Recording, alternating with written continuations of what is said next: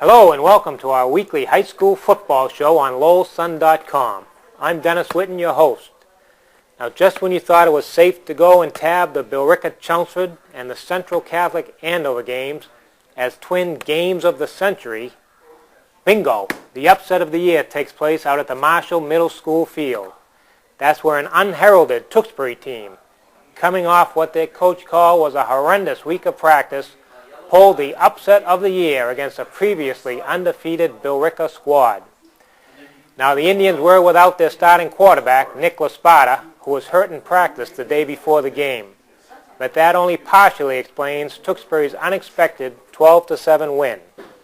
Here with a further explanation is our Lynn Worthy, who's standing by with Tewksbury coach Brian Aylward and Redmond players Mike Altavesta and Sean Connolly. Lynn, what do you have? Coach coming off a big win against Billerica, previously undefeated team. What were some of the keys you thought you guys come out with the victory last week?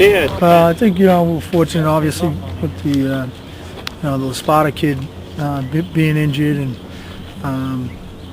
he's a great player, right? But they have so many weapons over there, and I think we were able to have a couple of kids make some big plays early to give us some momentum, and we worked real hard on defense, improving the defense. After the previous couple of weeks, we struggled there, and did a lot of tackling type stuff. We knew we had to improve in that area, so the defense played better. Did a couple of other new things on offense that worked pretty good for us, and it was overall team effort. The kids worked hard. You mentioned Spada hadn't played, but also you guys are playing without your captain, plays center, plays middle linebacker, right? So he's the sort of anchored positions on the offensive line in the middle of the defense. Well, Mike Altavesta has had, he's been our leader throughout the entire season. He's, by big numbers, our leading tackler. He's the guy he's the anchor of our defense, but he also makes all the calls on the offensive line. At center for us, so for us not having him, that was a big adjustment. So the Spada being out, obviously, folks look at it and say, well, it's a little bit of an advantage for you guys, but at the same time, you guys didn't find out till that day, right? Right. I think immediately once we found out, we knew we had to shift a little bit of our game plan based on what we saw the Bulls kid do. He was outstanding last year.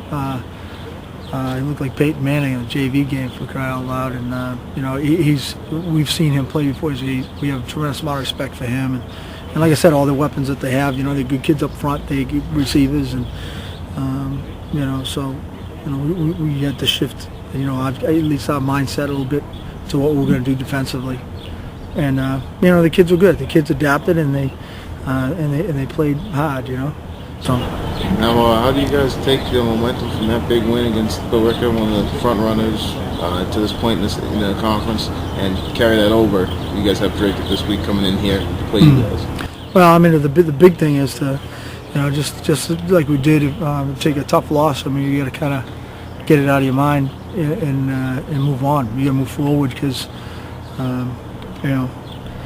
Dracut's not going to be all that impressed with the win, and they're going to come in here flying at us, so you got to take it. This is like Super Bowl week, and kids got to be focused on the opportunity to play Dracut. They're going to have all their weapons back, and they'll have the Shepherd kid back, and when they have him, and along with all the other great weapons with the Samansky kid and the Silva kid, and Malonis kid, and Gothia, they're just across the board, every one of the skilled kids is outstanding, and the kids up front are tough. They're big, one of the better lines in the league, and they're well coached. So we practiced. We had a good week of practice, so we just came in there. We knew we could beat them. We knew they were coming off a couple big games, but we just came out there.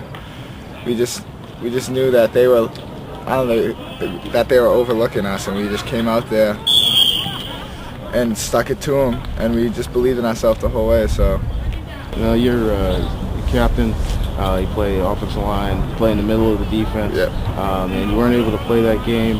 What was it like to sort of be on the sideline? I know Coach said you were the biggest cheerleader. Yeah, it was different. It was I was more nervous on the sideline watching than I am playing because I couldn't control anything. So it was just it was good that we won. I was nervous even if we were winning. I couldn't imagine if we were losing. I probably would have been losing my mind. So. Sean, no, you're the quarterback. You play safety, sort of lead the offense. And I read afterwards where you said you knew or you felt like you guys were going to win this game. You know, you were playing without your captain, but you guys felt like you were going to win. What made you feel that way? Well, we knew we were going to come into this game. Billerica, obviously, I mean, Laspada playing. We've been game planning against him the whole week, and finding out that he wasn't going to play, we had to make some adjustments. But yeah, our captain out, I knew I had to step up. Defensively, it seems like you guys had a big game. It seems like the defense was the key to that game. What worked so well for you guys on defense? We just had a good game plan the whole week. Strategy-wise, good practice the whole week. Our defense, I mean, our run defense was a lot better than it has. Same thing with our secondary. I mean, I like the way our secondary was set up. I had a lot of free roam. Our corners played good. The low-scoring game was 12-7 final, right? Yeah. When you're running the offense in a game like that, do you sort of just look for like one big play? What's it like when first down after first down? Just keep the clock running. Well, things may sort themselves out a little this weekend as Chelmsford High takes on Andover in a big MVC Division I clash, and the Redmen will try to make it 2 upsets in a row with a home game against Dracut on Saturday afternoon. Who's Rick picking in these battles, you may ask? Well, Rick's top picks this week include Andover over Chelmsford, Dracut over Tewksbury, and Billerica over Lawrence. Anyway, we'll see you next week when we'll have more tales to tell from the wild and wacky world of high school football.